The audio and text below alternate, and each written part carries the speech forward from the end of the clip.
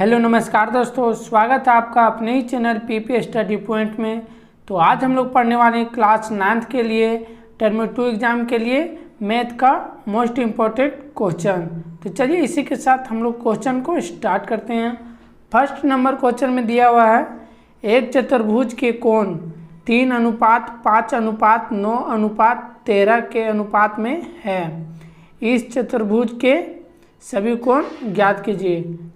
तो चलिए हम लोग क्वेश्चन को स्टार्ट करते हैं। फर्स्ट नंबर क्वेश्चन में पूछ रहा है एक चतुर्भुज के कोण 3:5:9:13 के अनुपात में है। इस चतुर्भुज के सभी कोण ज्ञात कीजिए। तो इसका हल में हम लोग देख लेते हैं।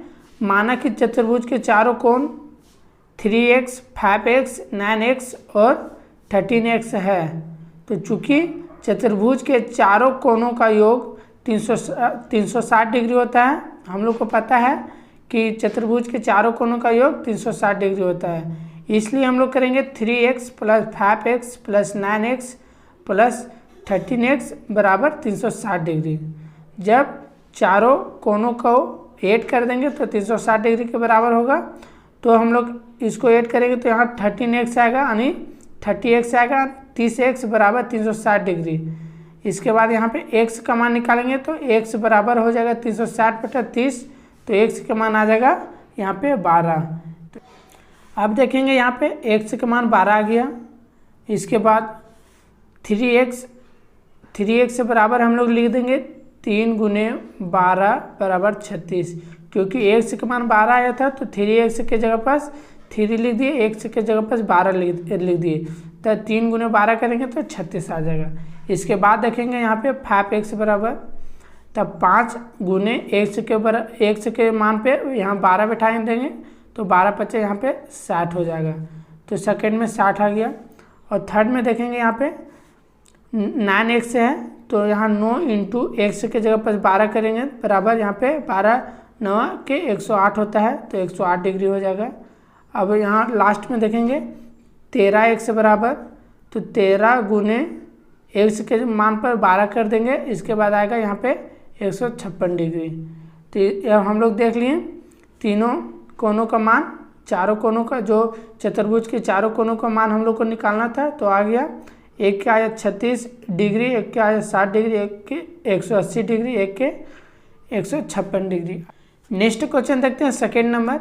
नीचे दी गई आकृति में केंद्र वो वाले एक वृत्त पर 3 बिंदु A, B, C इस प्रकार है कि कोण BOC बराबर 30 डिग्री। तो ये देखिए यहाँ पे दिया हुआ कोण BOC बराबर यहाँ पे 30 डिग्री दिया हुआ है। इसके बाद तथा कोण AOB बराबर 60 डिग्री, कोण AOB बराबर यहाँ पे 60 डिग्री दिया हुआ है।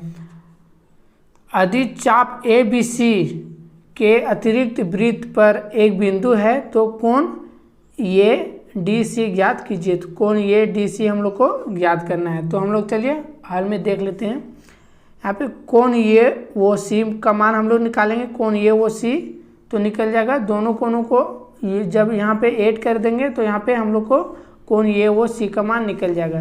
तो यहाँ पे देख लेते हैं कोण AOC बराबर 60 डिग्री + 30 डिग्री, ये दोनों को जब जोड़ देंगे तो आएगा 90 डिग्री, यानी 90 डिग्री आ गया। इसके बाद हम लोग देखेंगे कोण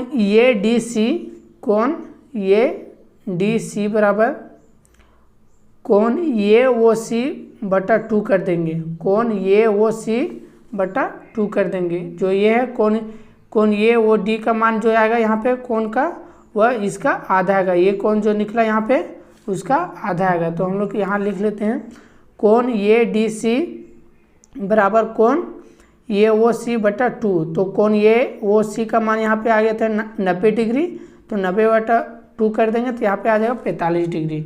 तो हम लोग को सेकेंड नंबर का क्वेश्चन का आंसर आ जाएगा 45 डिग्री। अब हम लोग देखेंगे तीसरा नंबर क्वेश्चन। एक त्रिभुज का क्षेत्रफल ज्ञात कीजिए जिसकी 2 भुजाएं 8 सेंटीमीटर और 11 सेंटीमीटर है, जिसका परिमाप 32 सेंटीमीटर। हम लोग को परिमाप पे दे दिया है और त्रिभुज का एक भुजा और दूसरा भुजा का मान भी दे दिया है। तो हम लोग हल में देखेंगे यहाँ पे A बराबर 8 सेंटीमीटर दे दिया है और B बराबर 11 सेंटीमीटर और C बराबर कुछ नहीं दिया हो। तो परिमाप का मान दिया है यहाँ पे 32 सेंटीमीटर। तो हम लोग अब निकालेंगे तीनों कोणों का योग बराबर परिमाप होता है, तो यहाँ पे लिख दें a + b + c बराबर यहाँ पे हो जाएगा 32 सेंटीमीटर। तो ये a का मान और b का मान यहाँ पे दे दिया है, तो हम लोग लिख लेंगे 8 + 11 + c बराबर यहाँ पे हो जाएगा 32 हो जाएगा। तो 8 + 11 करेंगे तो यहाँ पे हो जाएगा 19। तो c बराबर कर देंगे 32 - 19। तो c बराबर 32 - 19 यहाँ पे किया हुआ है। इसके बाद c के मान आ जाएगा 13। अब हम लोग अर्ध परिमाप को निकालेंगे, क्योंकि ये हमें हीरोन सूत्र में एस का हम लोग को काम आएगा। तो हम लोग लिख लेते हैं अर्ध परिमाप बराबर परिमाप बटा 2 होता है, तो यहाँ पे 32/2 आ जाएगा, क्योंकि परिमाप दिया हुआ था 32। तो इसका 16 आ जाएगा अर्ध परिमाप, यानी एस का मान 16 आ गया। अब हम लोग देखेंगे हीरोन सूत्र से। हीरोन सूत्र क्या होता है? √s × s - a × s - b × s - c होता है। ये जो रूट होता है सो पूरा में होता है, यहाँ पे रूट पूरा में हो जाएगा। इसके बाद हम लोग देखेंगे तो यहाँ पे मान बैठा देंगे, तो यहाँ पे 16 आ जाएगा, क्योंकि 16 एस का मान आया था 16। अब यहाँ पे 16 - 8 करेंगे, क्योंकि एस - ये करना था, यानी एस बराबर 16 है और ये ए का मान दिया हुआ यहाँ पे 8। तो 16 - 8 हो गया। यहाँ पे 16 - 11 16 - 13। तो यहाँ पे हम लोग को आ जाएगा √16 × 8 × 5 × 3 आ जाएगा पूरा में। तो इसके बाद हम लोग देखेंगे √ यहाँ पे √ जो आया 8 × 2 कर देंगे। 16 को अगर तोड़ देंगे तो 8 × 2 में टूट जाएगा, × 8 × 5 × 3 रहने देंगे, ये तीनों रहने देंगे। केवल 16 यहाँ था, तो 16 को यहाँ पे 8 × 2 कर दिए, क्योंकि 8 गुना 2 करेंगे तो 16 आ जाएगा, तो कोई फर्क नहीं पड़ेगा। तो अब इसके बाद हम लोग देखेंगे कि 8 √ के अंदर में 2 आ गया, तो 8 एक बाहर आ जाएगा, तो बचेगा √ में 8 √2 × 5 × 3 आ जाएगा। तो आंसर हम लोग को आ जाएगा 8 √30 सेंटीमीटर स्क्वायर हो जाएगा। 30 सेंटीमीटर यहाँ पे स्क्वायर हो जाएगा। तो हम लोग को तीसरा का आंसर भी आ गया। अब नेक्स्ट क्वेश्चन देखते हैं 4 नंबर क्वेश्चन में पूछ रहा है, एक टीम ने फुटबॉल के 10 मैचों में निम्नलिखित गोल किए, जो दिया हुआ यहाँ पे 2 3 5 2 3 4 5 0 1 3 3 4 3। इन गोलों के माध्य ज्ञात करना है। तो माध्य बहुत ही सिंपल है, हम लोग को ज्ञात करना है। तो माध्य बराबर हम लोग को फॉर्मूला होता है सभी प्रेक्षणों का योग बटा प्रेक्षणों की संख्या। तो हम लोग ये सबको ऊपर में योग कर देंगे, यानी जोड़ देंगे, तो यहाँ पे आ जाएगा हम लोग को जोड़ने के बाद 28 आ जाएगा। बाकी प्रेक्षणों की कुल संख्या, तो कुल संख्या यहाँ पे कितना है? यहाँ पे 10 संख्या है, तो बटा 10 कर देंगे। तो ये हम लोग का आंसर आ जाएगा फाइनली 2.8 आ जाएगा हम लोग का आंसर। तो इसी प्रकार हम लोग 4 नंबर का भी आंसर जान लिए। अब नेक्स्ट क्वेश्चन देखते हैं 5 नंबर में पूछ रहा है आंकड़ों जो यहाँ दिया हुआ का बहुलक ज्ञात करना है। तो बहुलक ज्ञात करना है तो हम लोग को बहुत ही आसान है, इनमें से जो जितना बार आया होगा, सबसे ज़्यादा बार जो आया होगा वही बहुलक हो जाएगा। तो इसमें से 14 सबसे ज़्यादा बार आया, तो बहुलक बराबर यहाँ पे 14 हम लोग मान लिए। अब नेक्स्ट क्वेश्चन देखते हैं 6 नंबर। एक सिक्के को 1000 बार उछालने पर निम्नलिखित बारंबारताएं प्राप्त होती है। चित 455, पट 545, प्रत्येक घटना की प्रायिकता अभिकलित कीजिए। तो हम लोग को हल में हम लोग देख लेते हैं। चित बराबर दिया है 455 और पट बराबर दिया हुआ है यहाँ पे 545। तो कुल हम लोग करेंगे तो 455 + 545 बराबर यहाँ पे 1000 आ जाएगा। अब हम पी चित यानी कि पी आने की संभावना, पी चित आने की संभावना हम लोग देख लेंगे। तो चित आने की संख्या बटा कुल संख्या, तो चित आने की संख्या बराबर यहाँ पे हो जाएगा 455 बटा 1000। चित आने की संख्या बराबर 455 बटा 1000 आएगा। तो यहाँ इसका आंसर आ जाएगा 91 बटा यहाँ पे 200 आ जाएगा जब इसको हल करेंगे। तो अब हम लोग देखेंगे पी यानी कि प्रायिकता पट आने, पी यानी प्रायिकता पट आने की हम लोग संख्या ज्ञात करेंगे। तो पट आने की संख्या बटा कुल संख्या, तो 500 यहाँ पे 545/1000 हो जाएगा। तो फाइनली इसका आंसर आ जाएगा 109/200, 109/200 इसका भी आंसर आ जाएगा। तो इस प्रकार हम लोग क्वेश्चन नंबर 6 का आंसर हम लोग जान लिए। अब नेक्स्ट क्वेश्चन देखते हैं, क्वेश्चन नंबर 7 नंबर क्वेश्चन में पूछ रहा है, सिद्ध करें कि एक ही आधार और एक ही समांतर रेखाओं के बीच स्थित त्रिभुज क्षेत्रफल में बराबर होते हैं। तो आप लोग को यहाँ पे चित्र दिया हुआ, तो हम लोग को सिद्ध करना है कि एक ही आधार और एक ही समांतर रेखाओं के बीच स्थित त्रिभुज क्षेत्रफल में बराबर होते हैं। इसका हल में हम लोग देख लेते हैं, ABC और DBC एक ही आधार BC पर स्थित दो त्रिभुज है। तो यहाँ पे ABC और DBC दो त्रिभुज है हम लोग को, और इसका आधार जो है BC यहाँ पे हम लोग को दिया हुआ है दोनों का। अब जो कि PQ पैरेलल RS रेखाओं के बीच में स्थित है, तो PQ यहाँ पे है और यहाँ पे दोनों पैरेलल स्थित है। हमें सिद्ध करना है कि एरिया ऑफ त्रिभुज ABC बराबर एरिया ऑफ त्रिभुज DBC। हम लोग को सिद्ध करना है एरिया ऑफ त्रिभुज ABC तथा एरिया ऑफ त्रिभुज DBC दोनों बराबर है, सो सिद्ध करना है। इसके बाद हम लोग लिख लेंगे, चूँकि PQ पैरेलल RS है इसलिए AE बराबर DF हो जाएगा, AE बराबर DF हो जाएगा। तो हम लोग देखेंगे PQ पैरेलल RS है, तो यहाँ पे AE बराबर DF हो जाएगा।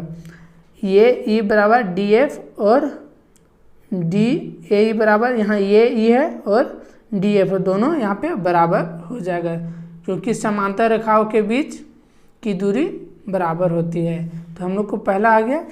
इसके बाद हम लोग देखेंगे त्रिभुज ABC में एरिया ऑफ त्रिभुज ABC बराबर हो जाएगा, इसका फॉर्मूला होता है त्रिभुज का 1/2 गुने आधार गुने ऊंचाई। तो आधार इसका BC हो जाएगा, जो ABC का त्रिभुज है। अब हम लोग देख लेंगे यहाँ त्रिभुज ABC, इसका आधार हो जाएगा BC तथा ऊंचाई हो जाएगा AE। यहाँ पे दिख रहा है ऊंचाई, यहाँ पे AE हो जाएगा। तो हम लोग लिख देंगे यहाँ पे त्रिभुज ABC में 1/2 इंटू BC इंटू AE, इसको समीकरण 1 मान लेंगे। इसी प्रकार त्रिभुज DBC में देखेंगे यहाँ पे, तो यहाँ पे इसका जो फॉर्मूला 1/2 इंटू आधार इसका भी BC हो जाएगा, क्योंकि यहाँ पे दिया हुआ है BC, यहाँ पे सेम हो जाएगा। हम लोग को क्वेश्चन में दिया हुआ है BC, दोनों सेम है इसका आधार। और गुने ऊंचाई AE इसको भी मान लेंगे, क्योंकि हम लोग यहाँ पे देखे थे AE बराबर DF यहाँ पे आया था, AE बराबर DF यहाँ पे आया था। तो इस क्योंकि समांतर रेखाओं के बीच की दूरी यहाँ पे समान होती है, इसीलिए AE बराबर DF हो गया था। तो यहाँ DF की जगह पर यहाँ पे AE लिख दिए, इसको समीकरण 2 मान लिए। इसके बाद समीकरण 1 और 2 से हम लोग देखेंगे एरिया त्रिभुज ABC बराबर एरिया ऑफ त्रिभुज DBC हम लोग को प्रूव हो गया। हम लोग को जो प्रूव करना था हम लोग को इस क्वेश्चन में हो गया। अब नेक्स्ट क्वेश्चन देखते हैं, क्वेश्चन नंबर 8 नंबर क्वेश्चन में दिया दर्शाइए कि त्रिभुज की एक माध्यिका उसे बराबर क्षेत्रफलों वाले दो त्रिभुजों में विभाजित करती है। तो हम लोग इसका हल में देख लेते हैं। हमें ABC एक त्रिभुज दिया गया है, हमें ABC एक त्रिभुज दिया गया है जिसमें AD एक माध्यिका है, जिसमें AD एक माध्यिका है। रचना हम लोग कर देंगे, अपने से खुद से रचना करेंगे। ये N लंब BC खींचा, ये M लंब BC खींचा, BC के लंब खींचा। अब परिमाण में हम लोग लिख देंगे एरिया ऑफ त्रिभुज ABC बराबर 1/2 इंटू आधार गुणे ऊंचाई होता है, तो आधार यहाँ पे BD हो जाएगा, इस त्रिभुज का आधार BD हो जाएगा तथा ऊंचाई यहाँ पे ये N हो जाएगा, ये N हो जाएगा जो हम लोग को रचना में दिया होता है। इसके बाद देखेंगे इसको 1/2 इंटू आधार यहाँ CD कर देंगे, यहाँ पे आधार CD कर देंगे गुने ये N जो ऊंचाई था सो सेम है ऊंचाई, इसको समीकरण 1 मान लेंगे। यहाँ पे CD क्यों यहाँ पे हो गया आधार के जगह पर, क्योंकि ये भी बराबर CD यहाँ पे दिया हुआ, ये भी बराबर CD, इसलिए हम लोग देखेंगे। इसके बाद एरिया ऑफ त्रिभुज ये DC में, एरिया ऑफ त्रिभुज ये DC में, ये DC में देखेंगे तो यहाँ पे आ जाएगा 1/2 इंटू आधार इसका भी हो जाएगा CD, इसका भी आधार CD हो जाएगा, इंटू ये n, इसका भी ऊंचाई भी n हो जाएगा। इसको समीकरण 2 मान लेंगे। तो समीकरण 1 और 2 से हम लोग देखेंगे तो इसका भी इसी प्रकार एरिया ऑफ त्रिभुज ABD बराबर एरिया ऑफ त्रिभुज ADC हम लोग को प्रूव हो जाएगा। आप लोग ध्यान से क्वेश्चन देखिएगा, स्क्रीनशॉट मार लीजिएगा और अपने से भी प्रैक्टिस कीजिएगा। अब नेक्स्ट क्वेश्चन देखते हैं, क्वेश्चन नंबर 9 नंबर क्वेश्चन में दिया हुआ है, फिर सिद्ध कीजिए वृत्त की बराबर जीवाएं केंद्र पर बराबर कोण अंतरित करती है।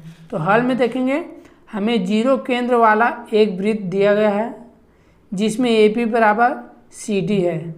हमें 0 केंद्र वाला एक वृत्त दिया गया है जिसमें AB बराबर CD, AB बराबर यहाँ पे CD दे दिया है। अब इसके बाद तो हमें सिद्ध करना है कि कोण AOB, कोण AOB और कोण COD में, कोण AOB तथा कोण COD दोनों बराबर है, सो हम लोग को सिद्ध करना है। इसके बाद हम लोग देखें यहाँ पे कोण AOB न त्रिभुज AOB और त्रिभुज COD में OA बराबर OC हो जाएगा, क्योंकि वृत्त की त्रिज्या सेम होती है यानी बराबर होती है। वृत्त की त्रिज्या यानी OA बराबर OC हो जाएगा, OA बराबर OC यहाँ पे हो जाएगा। इसके बाद देखेंगे OB बराबर OD हो जाएगा, OB बराबर यहाँ पे OD हो जाएगा, क्योंकि वृत्त की त्रिज्या बराबर होती है। इसके बाद AB बराबर CD हो जाएगा, ये B बराबर CD हम लोग को दिया है तो AB बराबर CD हो जाएगा। तो सर्वांग समता करने के लिए हम लोग को 3 यहाँ पे मिल गया है। चूँकि हम लोग लिख देंगे त्रिभुज AOB सर्वांगसम त्रिभुज COD SSS सर्वांगसम नियम से, इसलिए हम लोग लिख देंगे कोण AOB बराबर कोण COB। हम लोग को यहाँ ये प्रूव करना तो ये हम लोग को आ गया। तो सर्वांगसम त्रिभुज के संगत भाग बराबर होते हैं, हम लोग को प्रूफ हो गया। तो आप लोग इसी प्रकार नोट्स कीजिएगा, इसी प्रकार एग्जाम में लिखिएगा। तो अब चलते हैं नेक्स्ट क्वेश्चन में, 10 नंबर क्वेश्चन। 10 नंबर क्वेश्चन में पूछ रहा है 2 सिक्के को एक साथ 500 बार उछालने पर निम्नलिखित बारंबारताएं प्राप्त होती है। 2 चित 105 बार, एक चित 275 बार, कोई भी चित नहीं 120 बार। प्रत्येक घटना की प्रायिकता अभिकलित कीजिए। तो इसका हल में देख लेंगे हम लोग। कुल संख्या बराबर यहाँ पे दिया हो 105 प्लस 275 प्लस 120 बराबर यहाँ पे 500। तो 2 चित आने की संख्या बराबर हम लोग लिख देंगे 105 और एक चित आने की संख्या बराबर 275 और कोई भी चित नहीं आने की संख्या बराबर यहाँ पे 120 हो जाएगा। तो अब हम लोग प्रायिकता देखेंगे 2 चित आने की, तो यहाँ पे हो जाएगा 105/500 हो जाएगा, 105/500 हो जाएगा। तो इसको जब हल करेंगे तो यहाँ पे आ जाएगा 21 यहाँ पे 100 हो जाएगा।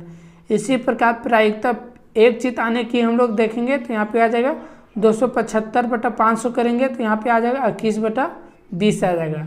इसी प्रकार प्रायिकता हम लोग निकालेंगे कोई भी चित नहीं आने की, तो इसको करेंगे तो यहाँ पे आ जाएगा 120/500, तो इसका भी आ जाएगा 6/25। तो इस प्रकार हम लोग तीनों का आने की 2 चित आने की प्रायिकता और एक चित आने की प्रायिकता और कोई भी चित नहीं आने की प्रायिकता को हम लोग हल कर लिए। तो आप लोग स्क्रीनशॉट मार सकते हैं। अब नेक्स्ट क्वेश्चन देखते हैं 11 नंबर। 11 नंबर क्वेश्चन में पूछ रहा है 2 बच्चों वाले 1500 परिवारों का अदृच्छया चयन किया गया है और निम्नलिखित आंकड़े दिए गए हैं। तो हम लोग देखेंगे परिवार में लड़कियों की संख्या दिया 2, 1, 0 और परिवारों की संख्या 475, 814 और 211 दिया है। तो यहाँ पे अदृच्छया चुने गए उस परिवार की प्रायिकता ज्ञात कीजिए जिसमें 2 लड़कियाँ हो, 1 लड़की हो और कोई भी लड़की ना हो। तो हम लोग को ये प्रायिकता ज्ञात करना है। तो हम लोग देख लेते हैं, यहाँ पे बहुत ही आसान है। कुल परिवारों की संख्या बराबर दिया है यहाँ पे, तो योग कर लेंगे, जोड़ लेंगे 475 प्लस 814 प्लस 211 बराबर यहाँ पे 1500 हो जाएगा, क्योंकि कुल परिवारों की संख्या 1500 दिया हुआ था। इसके बाद प्रायिकता निकालेंगे, 2 लड़कियां हो इसकी, तो 475/1500 करेंगे तो इसका आंसर आ जाएगा 19/60। इसी प्रकार यहाँ पे देखेंगे प्रायिकता एक लड़की हो, जो एक लड़की हो उसकी प्रायिकता ज्ञात करना, तो यहाँ पे 814/1500 कर देंगे तो इसका आंसर आ जाएगा 107/750। इसी प्रकार प्रायिकता निकालेंगे, कोई लड़की ना हो तो इसको 211/1500 करेंगे तो इसका आंसर इतना ही हो जाएगा। तो आप लोग हल करके भी देख सकते हैं अपने से भी, तो बहुत ही ईजी है, तो आप लोग हल कर सकते हैं। अब नेक्स्ट क्वेश्चन देखते हैं, क्वेश्चन नंबर 12। सिद्ध करें कि त्रिभुज की एक भुजा के मध्य बिंदु से दूसरी भुजा के समांतर खींची गई तीसरी भुजा को समद्विभाजित करती है। तो आप लोग चित्र देख लीजिएगा। हम लोग अब हल में आते हैं, इसको हल करते हैं। हल में देखेंगे, दिया है त्रिभुज ABC में, त्रिभुज ABC में AB के मध्य बिंदु E तथा BC के समांतर खींची गई रेखा तीसरी भुजा AC को F पर प्रतिच्छेद करती है।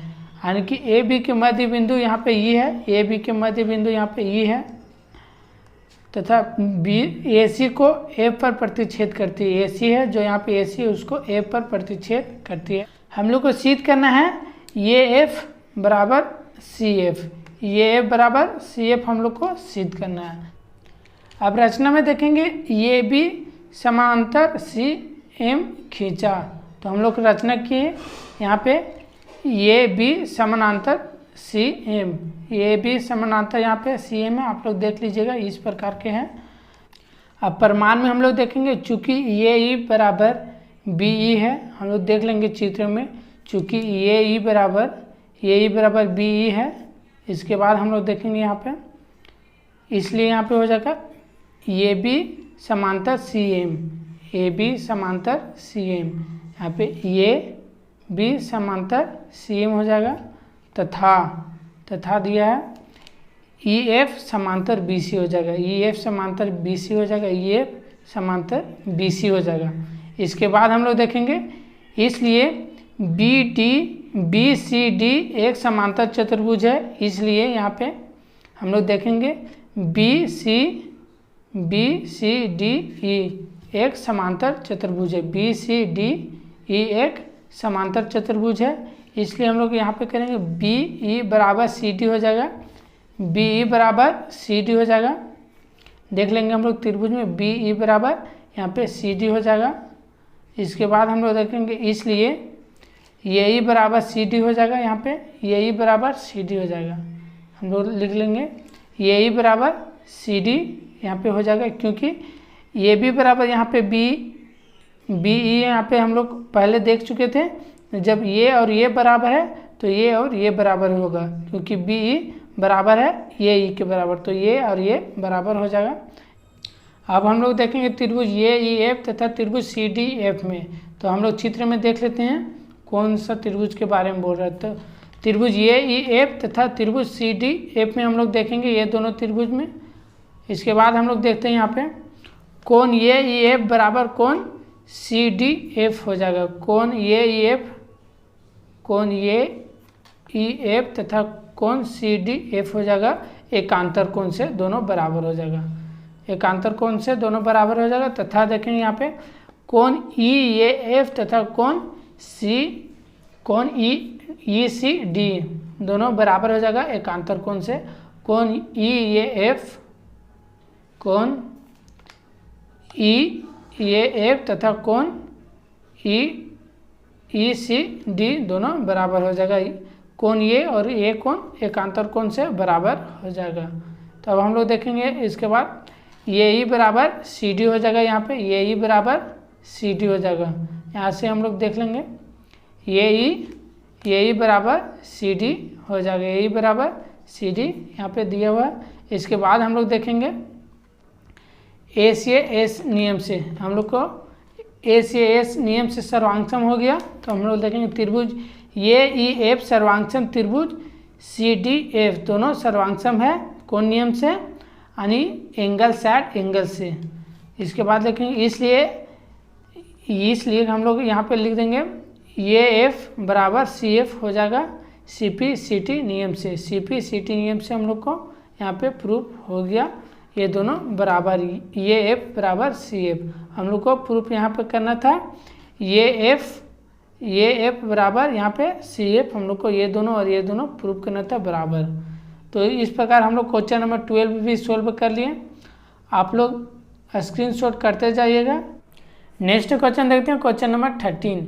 एक समलंब ए बी सी डी जिसमें A B parallel D C है के विकर्ण ए सी और बी डी परस्पर वो केंद्र पर प्रतिच्छेद करते हैं। दर्शाइए कि एरिया ऑफ त्रिभुज ए ओ डी बराबर एरिया ऑफ त्रिभुज बी ओ सी है। हम लोग को ये सिद्ध करना है, प्रूव करना है। एरिया ऑफ त्रिभुज ए ओ डी बराबर एरिया ऑफ त्रिभुज बी ओ सी हम लोग को बराबर करना है। तो हम लोग हाल में देख लेते हैं। यहाँ पे ए बी सी डी एक समलंब है जिसमें A B parallel C D है। हम लोग यहाँ पे ए बी सी डी एक समलंब है और ए बी समांतर डी सी है, ए बी समांतर डी सी है। हमें सिद्ध करना है कि एरिया ऑफ त्रिभुज ए ओ डी बराबर एरिया ऑफ त्रिभुज बी ओ सी। हम लोग को ये त्रिभुज और ये त्रिभुज सिद्ध करना है बराबर। आप देखेंगे हम लोग त्रिभुज ए डी बी और त्रिभुज ए सी बी में एरिया ऑफ त्रिभुज ए डी बी बराबर एरिया ऑफ त्रिभुज ए सी बी दोनों बराबर हो जाएगा, क्योंकि एक ही आधार और समांतर रेखाओं के बीच बना त्रिभुज दोनों आपस में बराबर होते हैं। इसके बाद हम लोग देख देंगे, हम लोग एरिया ऑफ त्रिभुज ए ओ डी और एरिया ऑफ त्रिभुज बी ओ सी निकालने के लिए हम लोग को बड़ा त्रिभुज में से छोटा त्रिभुज को माइनस कर देंगे। कैसे? तो हम लोग देखें एरिया ऑफ त्रिभुज ए डी बी माइनस करेंगे एरिया ऑफ त्रिभुज ए ओ बी में। तो हम लोग चित्र के अनुसार देखेंगे, एरिया ऑफ त्रिभुज ए डी बी माइनस कर देंगे एरिया ऑफ त्रिभुज ए ओ बी में, तो हम लोग को ये त्रिभुज निकल जाएगा।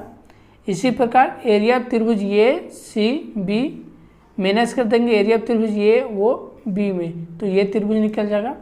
तो हम लोग को दोनों त्रिभुज निकल गए। तो इसी प्रकार यहाँ भी देखेंगे एरिया ऑफ त्रिभुज A D B minus area of त्रिभुज ए ओ बी बराबर हो जाएगा एरिया ऑफ त्रिभुज A C B minus area of त्रिभुज ए ओ बी। तो इसी प्रकार हम लोग को प्रूव हो गया यहाँ पे एरिया ऑफ त्रिभुज ए ओ डी बराबर एरिया ऑफ त्रिभुज बी ओ सी हम लोग को प्रूफ हो गया। इसी प्रकार हम लोग को क्वेश्चन नंबर 13 भी कंप्लीट हो गया। नेक्स्ट क्वेश्चन देखते हैं 14 नंबर क्वेश्चन में दिया हुआ एक त्रिभुजाकार भूखंड की भुजाओं का अनुपात 12:17:25 है और उसका परिमाप दे दिया यहाँ पे 540 है। इस भूखंड का क्षेत्रफल ज्ञात कीजिए। तो इसके हल में देखेंगे, मानक की भुजाएं 12x 17x 25x है और परिमाप 540 दिया हुआ है यहाँ पे। तो इसके बाद हम लोग कहते हैं 12x + 17x + 25x बराबर यहाँ पे 540 कर देंगे, परिमाप आने की जोड़ देंगे तो परिमाप यहाँ 540 है। इसके बाद देखेंगे ये तीनों को ऐड किए तो 54x बराबर 540 आया, तो x का मान 540/54 आने की यहाँ पे x का मान 10 आ जाएगा। इसके बाद ए बी सी का मान हम लोग निकाल लेंगे, क्योंकि हीरोन सूत्र के फॉर्मूला से इस त्रिभुज का क्षेत्रफल निकालना है। तो ये बराबर हम लोग लिख देंगे 12x और 12x बराबर लिख देंगे 12 × 10, क्योंकि x का मान यहाँ पे 10 था तो 10 यहाँ पे बैठा दिए पुट के, तो 120 हो गया। इसी प्रकार b में 17x है तो 170 हो गया। इसी प्रकार 25x है तो यहाँ पे 250 हो गया। तो ए बी सी का मान हम लोग को निकल गया। इसके बाद हम लोग देखेंगे त्रिभुज का परिमाप बराबर यानी एस, परिमाप अर्ध परिमाप बराबर होता है परिमाप बटा 2, यानी कि 540/2 करेंगे तो यहाँ पे आ जाएगा 270 सेंटीमीटर। इसके बाद त्रिभुज का क्षेत्रफल निकालेंगे, अंडर रूट करेंगे यहाँ पे s × s - a × s - b × s - c हो जाएगा। ये अंडर रूट है तो पूरा में आ जाएगा। इसके बाद इसी प्रकार इसको सोल्व करेंगे तो यहाँ पे हो जाएगा 270 × 270 - 120, क्योंकि यहाँ पे 270 s का मान दिया हो और 120 a का मान दिया है। इसी प्रकार 270 - 170, इसी प्रकार 270 - 250 कर देंगे तो यहाँ पे हम लोग का आ जाएगा अंडर रूट में 270 × 150 × 100 × 20 हो जाएगा। तब इसके बाद हल करेंगे हम लोग, इसको जब तोड़ देंगे 270 150 और 100 और 20 को अगर तोड़ेंगे तो यहाँ पे आ जाएगा 30 × 3 × 30 × 5 × यानी 10 आने के यहाँ पे जितना भी संख्या यानी 30 भी 2 बार आया है, 3 भी 2 बार आया है, 10 भी 2 बार आया है, 5 भी 2 बार आया है और 2 भी 2 बार आया है। तो हम लोग रूट से बाहर निकल जाएगा 1 है, तो यहाँ पे हो जाएगा 30 गुना 3 गुना 5 गुना 10 गुना 2 यानी कि 900 सेंटीमीटर स्क्वायर हो जाएगा। 900 सेंटीमीटर यहाँ पे स्क्वायर इसका आंसर हो जाएगा। तो इसी प्रकार हम लोग मैथ का 14 क्वेश्चन हम लोग कंप्लीट कर लिए इस वीडियो में। नेक्स्ट वीडियो में और सारे क्वेश्चन को दिया जाएगा और जितने भी क्वेश्चन बताया गया एग्जाम के लिए इम्पोर्टेंट है, आप लोग एक एक क्वेश्चन आसानी से बना सकते हैं और आप लोग बनाइएगा, सोल्व कीजिएगा अपने से भी। एग्जाम में इसी में से क्वेश्चन आएगा, तो आप लोग ध्यान से पढ़िएगा। मिलते हैं नेक्स्ट वीडियो में। जय हिंद।